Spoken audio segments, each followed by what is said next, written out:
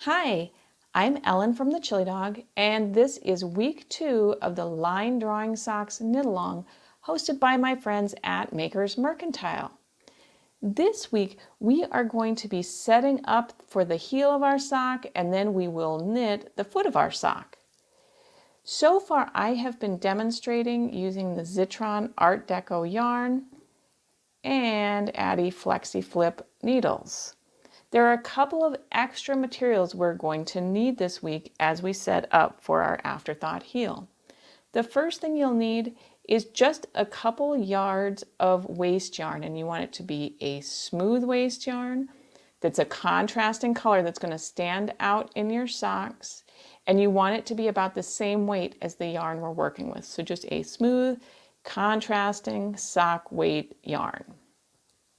The next thing we're going to need is a yarn needle because we're going to be inserting some lifelines into our sock today.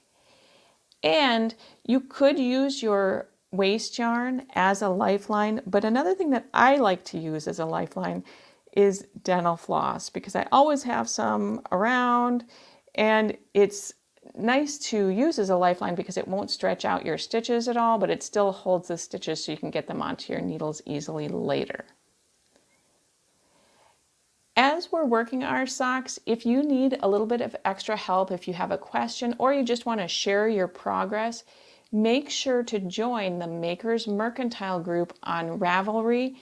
And once there, you'll be able to find a discussion thread that's dedicated to the Line Drawing Socks Knit-Along.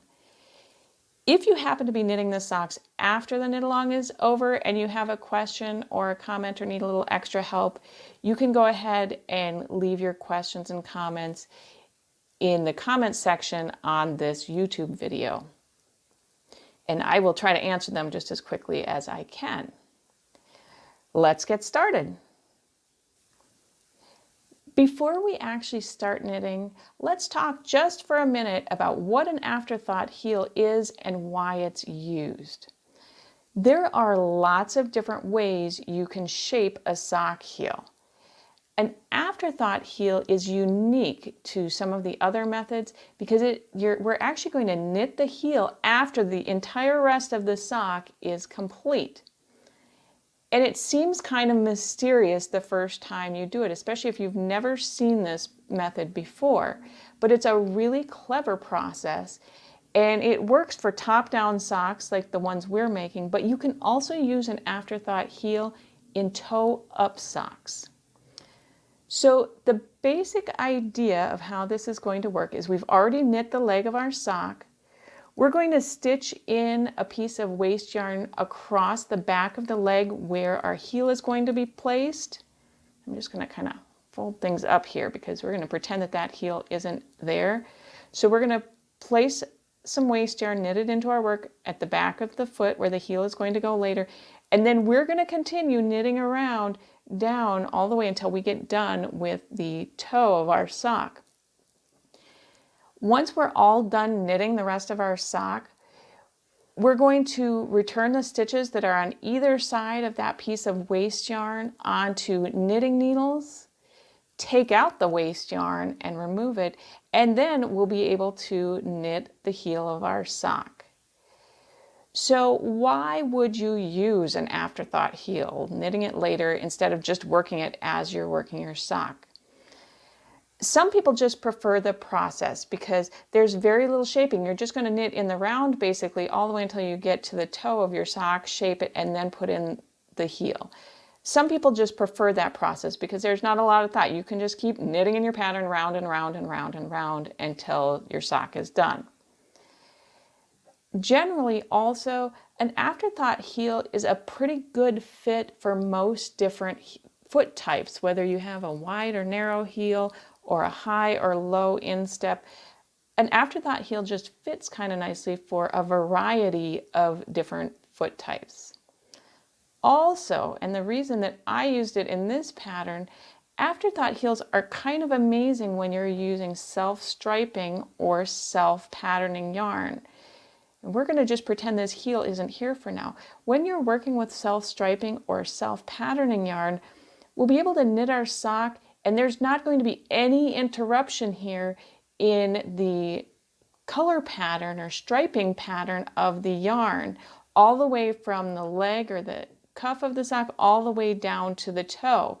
It's just going to continue in the same striping pattern. So it's really nice when you are using self-striping or self-patterning yarn.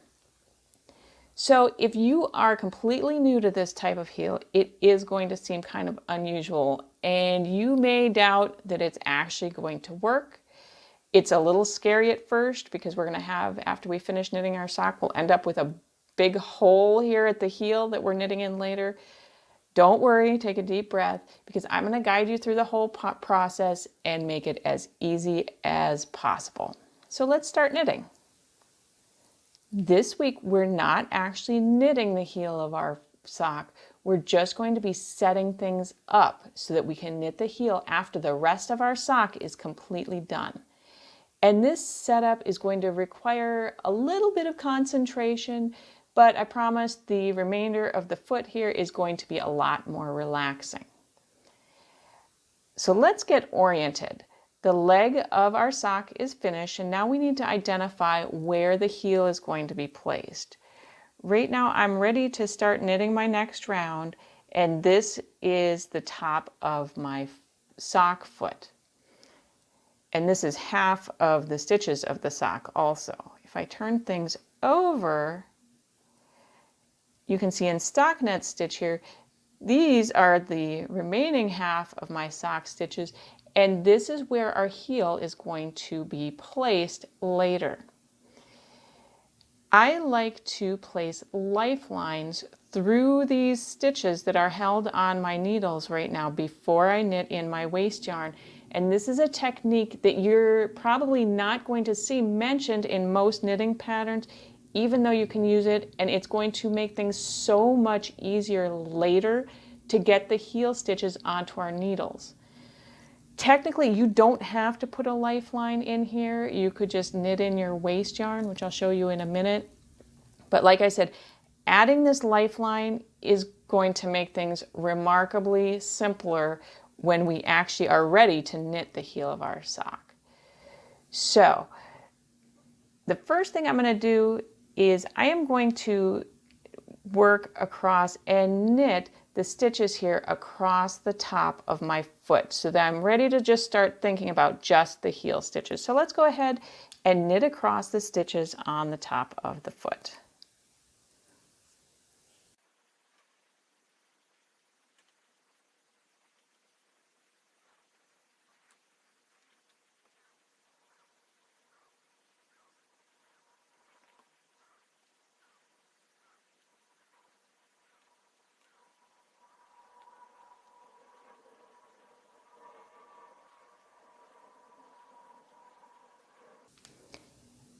Now that I've finished the stitches at the top of the foot, I can turn things over, and we're going to concentrate just on the heel of our foot, which is here at the back of the leg. Before I knit anything else, I'm going to use a piece of that dental floss and put a lifeline through my stitches where the heel is going to be placed later. So I have my dental floss already threaded onto my yarn needle, and if you've never made a lifeline before, all you're doing is you're threading this dental floss or your waste yarn through the middle of all of these stitches that are going to be the heel, and you want to make sure that your yarn needle is going right through the center of the stitches. And I have found it's a little bit easier, you have a little bit more wiggle room if you pull the stitches that you're bringing your lifeline through down to your needle cord, because then you just have a little bit more room to maneuver. So I'm going to take my yarn needle and I am just going to go right through the center, and make sure you aren't piercing the yarn. You want to go through right through the center of the stitches from right to left.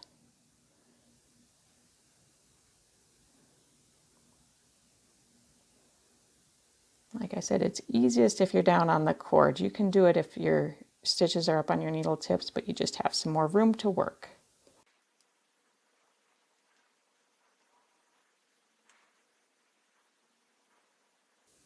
Just making sure I didn't split anything there.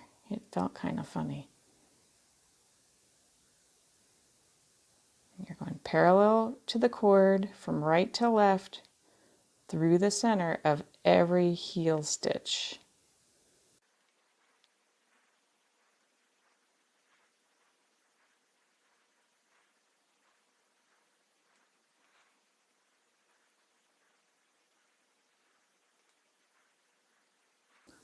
And once you're through all of the stitches, pull the lifeline through. Whoop, caught on my finger there. Pull the lifeline through, find the end, and you can take the yarn needle off of your lifeline. And we'll be using the yarn needle again in just a minute to insert another lifeline. And as you can see, that lifeline goes right through the center of all of the stitches all the way across what is going to be the heel of our sock. Now that this lifeline is placed in, also make sure you could trim it, the lifeline, but you want to trim it so that there are generous ends, just so that it doesn't accidentally slide through, because if it slides through, then you won't be able to get your stitches onto your needles as easily later. So just give it long ends and just let them hang there for now. Now we're going to use that waste yarn that we have. And again, you want a smooth waste yarn that is not going to felt into your work at all, because it's going to be in there for a little while before we take it out. So now we are just going to knit across these heel stitches. And you just want to make sure as you're knitting, don't catch the lifeline in your work. So just be aware of what you're doing, and we'll knit across. And you don't have to do anything fancy here. You don't have to join your yarn in or do anything special. We're just going to start knitting. And again, make sure to leave a kind of long tail, a few inches, so that we can easily find this waste yarn later. This part doesn't have to be necessarily pretty. So I'm just going to start knitting across with my waste yarn. You need to just hold it in place with your thumb and then just start, and make sure, don't do like I did. I almost picked up my working yarn. Make sure you're knitting across with the waste yarn. And don't get that lifeline in your stitches as you're going across.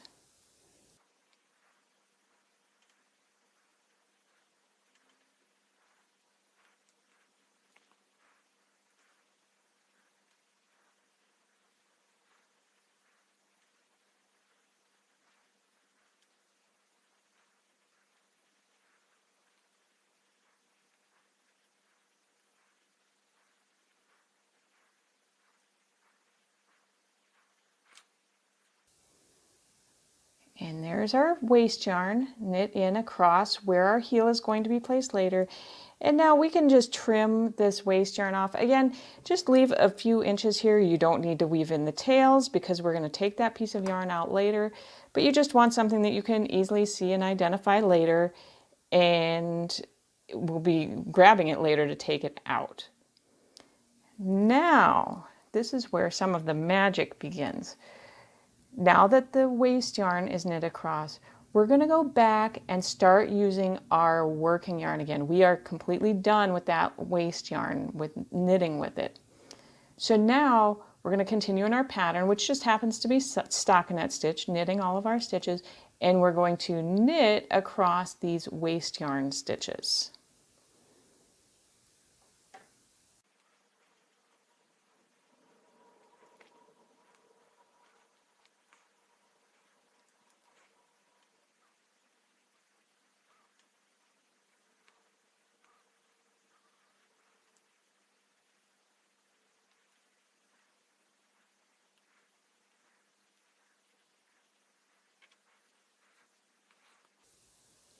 Before we continue knitting the rest of the foot of our sock, we're going to place one more waste yarn, or one more lifeline rather.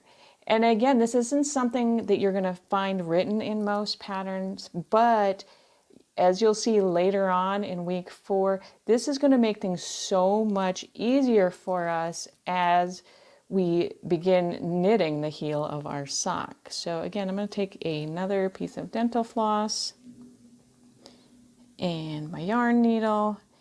And just like before, I'm going to insert another lifeline, this time through the stitches I just finished making, the stitches on the other side of the waste yarn at the heel of our sock.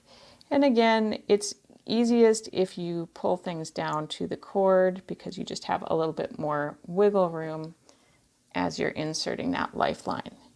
And the yarn needle just goes parallel to your knitting needles or to your cord right through the center of your stitches.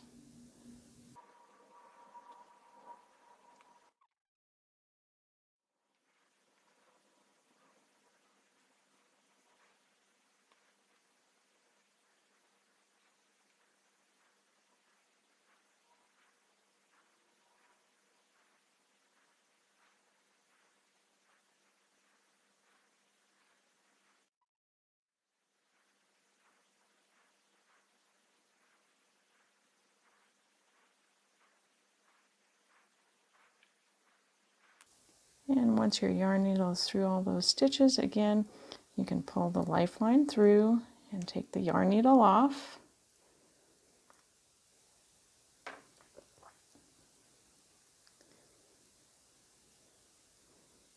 And it is worth taking a minute just to make sure your lifeline actually goes through the center of every stitch and isn't piercing the yarn anywhere. It's a little bit hard to see the white lifeline through the white yarn there.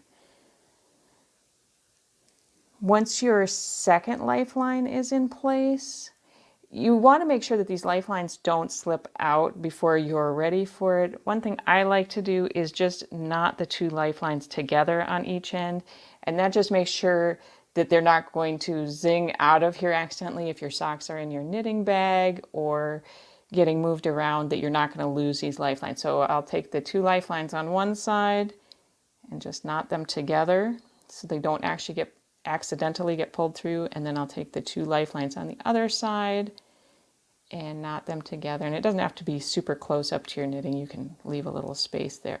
But now there's no way that these can accidentally get pulled through my socks. So that was the hard part, guys. Our Afterthought heel is all set up, and we are not going to give any more thought to the heel until after we finish the whole rest of our sock. So once you're set up here, now you're just going to continue knitting in the pattern the foot of your sock, and you don't have to think about the heel anymore at all. So I'm going to work on the foot of my sock for a little bit, and then I'll be back because I have a couple more interesting things to share with you. I have finished knitting this foot section of my sock.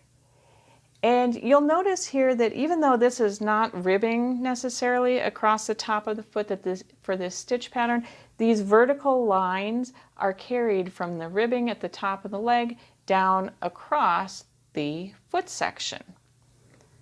On the other side of our sock, you'll see that the bottom of the foot here is just worked in stockinette stitch. And you'll also notice that my waste yarn and also my lifelines here are on the outside of my sock.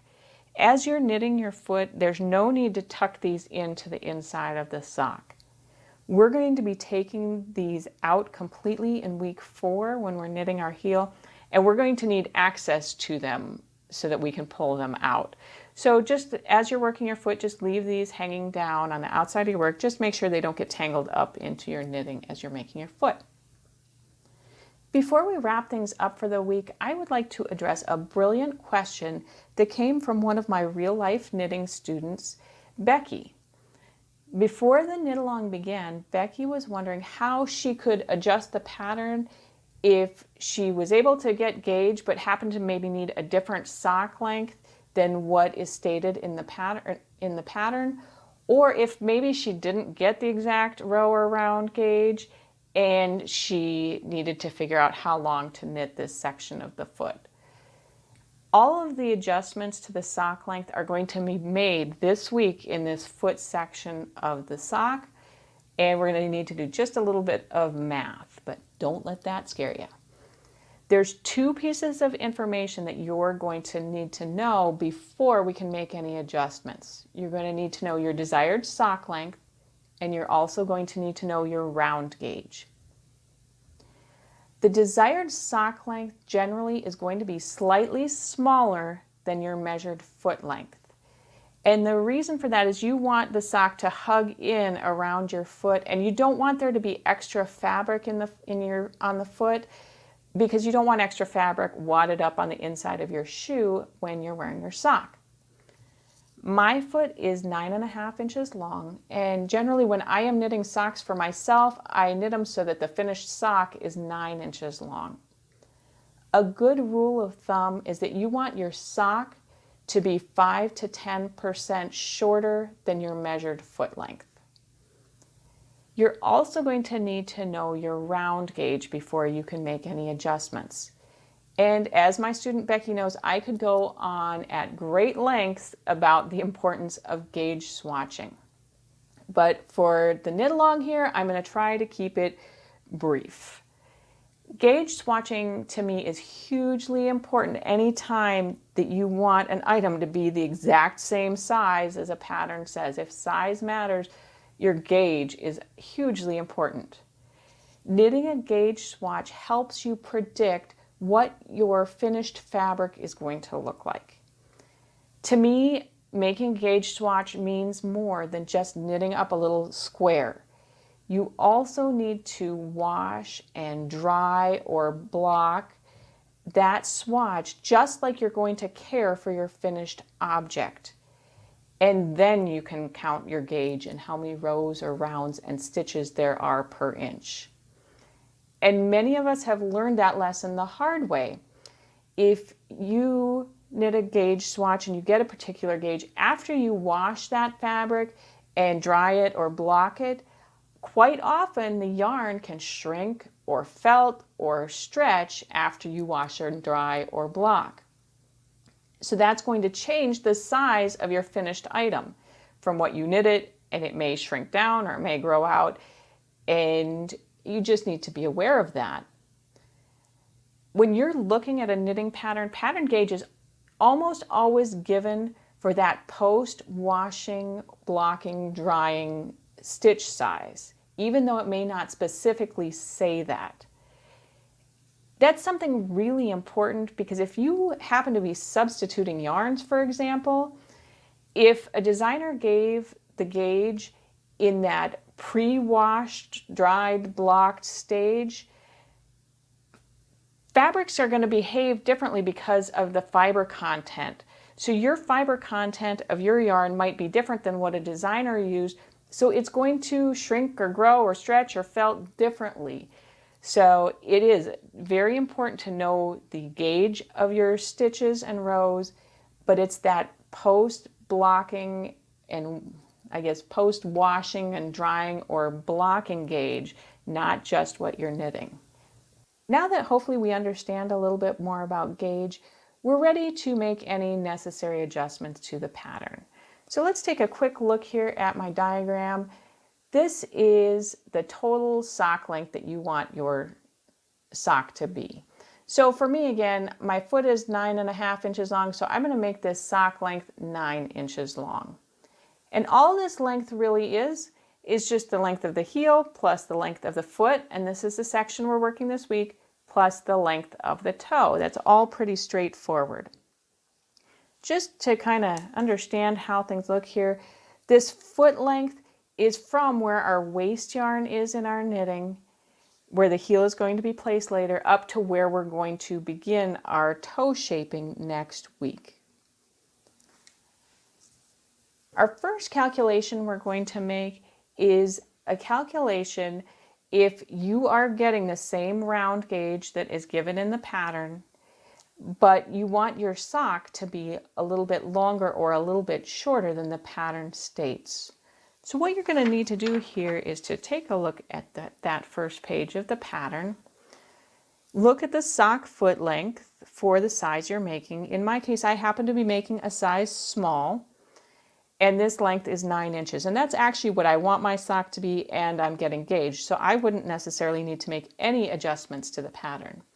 However, if I were making a size small and perhaps I wanted my sock length to be 9.5 inches instead of 9, so a half an inch longer than is given in the pattern, I would want the foot section of the sock to be a half an inch longer than is given in the pattern.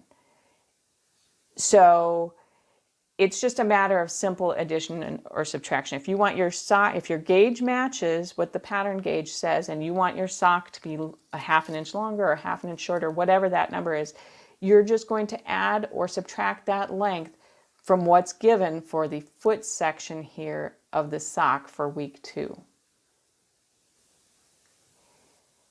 Calculating out this foot length, if your gauge is different than what the pattern states, is going to be a little bit more involved math, but it's still just basic addition, subtraction, and multiplication.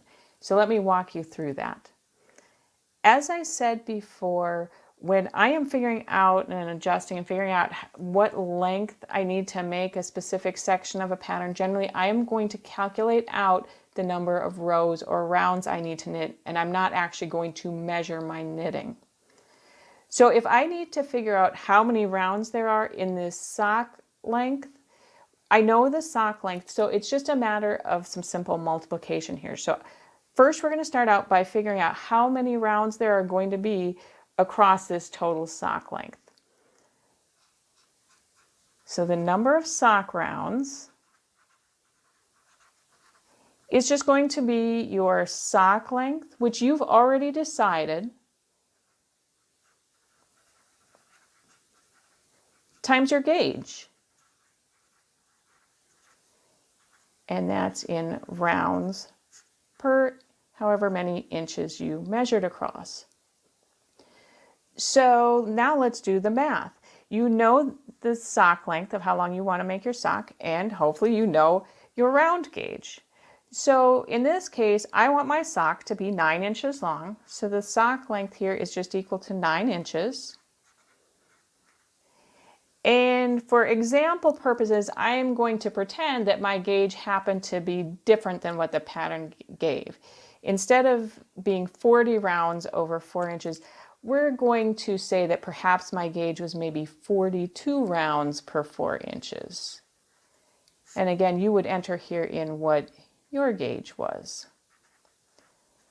So when I multiply things out, I would take 9 times 42 divided by 4, and I would end up with 94.5 rounds. And I can't really knit a half a round of length. So you can either round up or round down, whichever makes more sense for your knitting. And I'm just going to round up here. So we're going to say 95 rounds. So that would be, if my gauge was a little bit different, that would be how many rounds this total sock length needs to be. Now, the total sock length is just going to be the number of heel rounds plus the number of foot rounds plus the number of toe rounds equals this total number of sock rounds that we just calculated. So let me write that out. The number of heel rounds plus the number of foot rounds plus the number of toe rounds equals the total number of sock rounds. And again, we just calculated that number, so we know that. Now let's rearrange things a little bit so we can just plug in some numbers and figure out how we need to know how many foot rounds we're going to work. So the number of foot rounds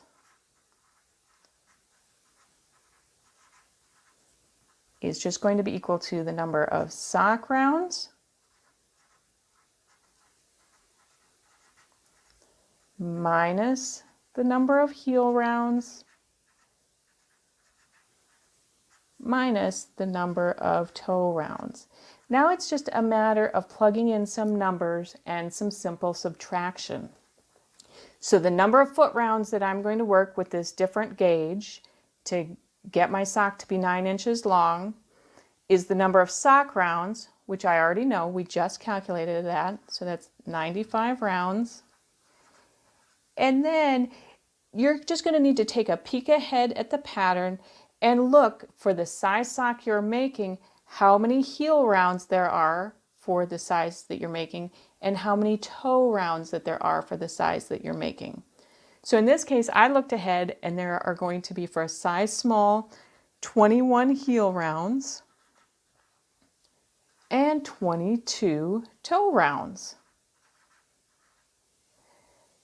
So I would grab my calculator, subtract things out, and I know then that the total of foot rounds I need to work this week would be 52 rounds. So making that adjustment because your gauge is a little bit different than the pattern gauge really isn't that hard. It's just a matter of doing a little bit of multiplication and addition and subtraction. I hope you've enjoyed week 2 of the Line Drawing Socks Knit Along. Next week, we are going to be doing the shaping for the toe of our sock. If you'd like to share your progress of how you're doing on your line drawing socks or ask any questions during the knit along, again, you can head over to the Makers Mercantile group on Ravelry and look for the Line Drawing Socks Knit Along discussion and add your questions or share your progress there. If you're knitting this after the knit along, you can leave your questions in the YouTube comments. Also, anytime you're knitting this sock, if you would like to share pictures on social media, just make sure to use hashtag Line Drawing Socks KAL so we can all follow along. And also feel free to tag me at thechillydog and at Makers Mercantile so we can stop by and say hi. Until we stitch again, happy knitting!